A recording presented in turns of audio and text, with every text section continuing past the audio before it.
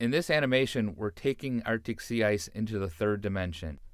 Here, we're looking at the ice age, which is an indicator of thickness. Generally, older ice is thicker ice. And so what you see in this animation is, first of all, the ice pulsing out and in with the seasons. In winter, the ice grows out and expands outward.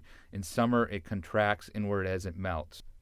In addition, you see the whiter ice, which is the older ice, moving around the Arctic, being pushed around by winds and currents that move the ice. And what you can see is, over the years, the ice pulses around and it moves around towards the top along the coast of Greenland. You see that the older ice eventually moves out of the Arctic and into the North Atlantic, where it melts.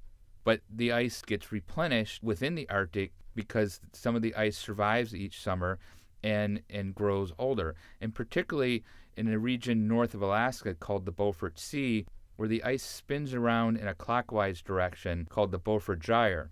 And that ice can keep spinning around, oftentimes for several years, and gradually getting older and thus getting thicker. Eventually, the ice will spin out of that gyre and go out through Fram Strait.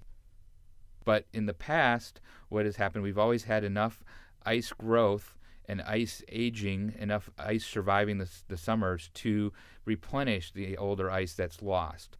But in recent years, we've seen less replenishment. There's been more melt during the summer, and so the ice that goes out through Fram Strait has not been compensated by the ice growth.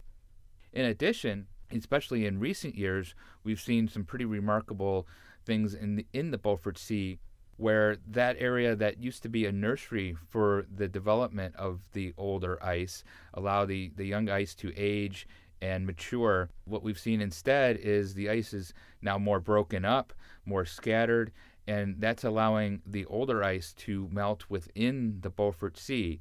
So we're seeing the Beaufort Sea go from a nursery to a graveyard for older ice. And as we get towards the more recent years, much of that oldest ice, the ice that's older than 5 years old and the bright white, has almost virtually disappeared from the Arctic Ocean, and the Arctic is now dominated by younger and thinner ice.